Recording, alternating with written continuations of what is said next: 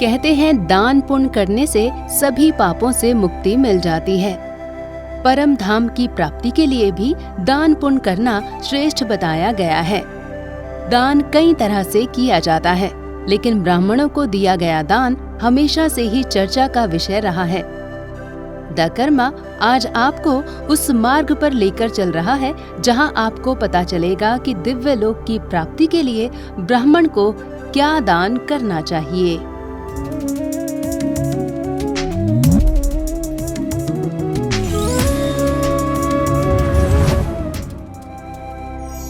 श्रीमद् देवी भागवत महापुराण के अनुसार ब्राह्मण को दिया गया दान कभी विफल नहीं जाता। भारतवर्ष में किसी भी ब्राह्मण को अन्न दान करने से अन्न की संख्या के बराबर सालों तक शिवलोक में प्रतिष्ठा मिलती है। आसन दान करने से 10,000 साल तक विष्णु लोक में निवास मिलता है। दूध देने वाली गाय प्रदान करने से गाय के शरीर में मौजूद रोमों की संख्या के बराबर सालों तक विष्णु लोक की प्राप्ति होती है। पुण्य दिन में दिए गए गोदान का फल 4 गुना, तीर्थ में 100 गुना, नारायण क्षेत्र में करोड़ गुना होता है। जो मनुष्य भारतवर्ष में गाय दान करता है वो 10,000 साल तक चंद्रलोक में निवास करता है। उभयमुखी गाय का दान करने से उस गाय के शरीर में विद्यमान रोमों की संख्या के बराबर सालों तक विष्णु लोक में प्रतिष्ठा मिलती है।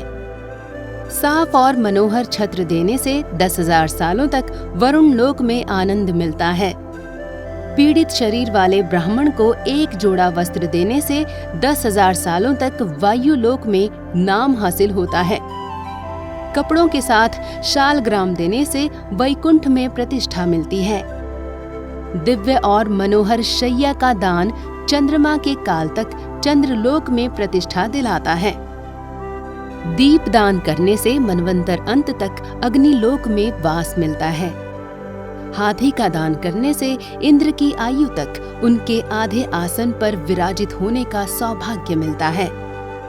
घोड़ा और उत्तम पाल की दान करने से 14 इंद्रों की स्थिति बने रहने तक वरुण लोक में आनंद प्राप्त होता है। उत्तम वाटिका दान करने से मनवंतर के अंत तक वायु लोक में प्रतिष्ठा मिलती है। पंखा और सफेद चंवर दान करने से 10,000 सालों तक वायु लोक में प्रतिष्ठा मिलती है। धान्य और रत्न दान करने से वैकुंठ लोक की प्राप्ति होती है। तिल का दान करने से तिलों की संख्या के बराबर सालों तक शिवजी के धाम में आनंद प्राप्त होता है, जबकि तिल से परिपूर्ण तांबे के पात्र का दान करने से दुगना फल प्राप्त होता है।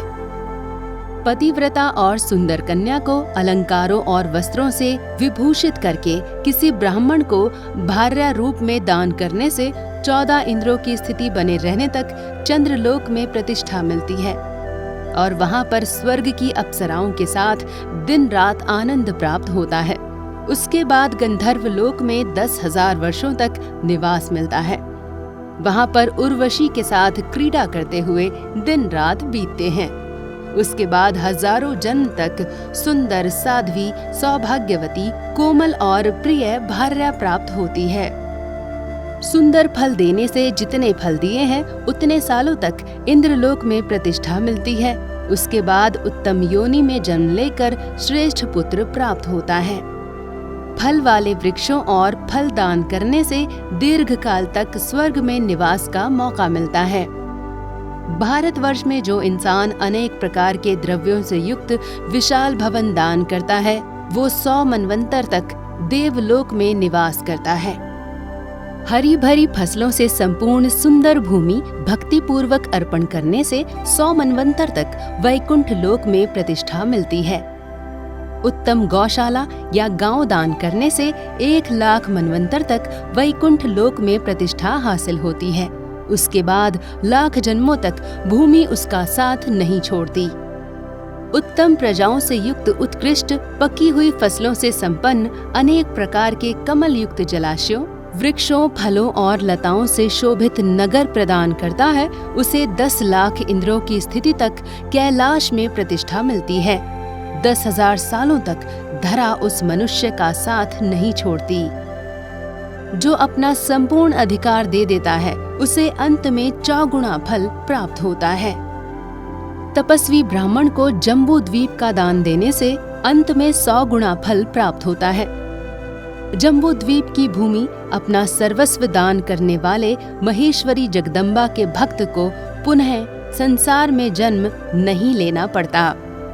जो इंसान वैशाख महीने में ब्राह्मण को सत्तू दान करता है वो उस सत्तू के कणों की संख्या के बराबर वर्षों तक शिवलोक में आनंद पूर्वक निवास करता है।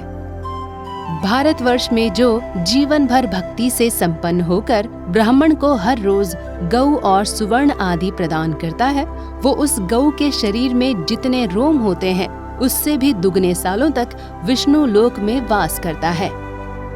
मिष्ठान का भोजन कराता है, वो ब्राह्मण के शरीर में जितने रोम होते हैं उतने सालों तक विष्णु लोक में आनंद पाता है। वहां से पुनः इस लोक में जन्म लेकर सुखी, धनवान, विद्वान, दीर्घजीवी, श्रीमान और पराक्रम वाला होता है। तो देखा आपने ब्राह्मण को किया गया दान कितना फलदायक होता है। पूजा पाठ और व्रत के जरिए भी दिव्य लोकों की प्राप्ति संभव है।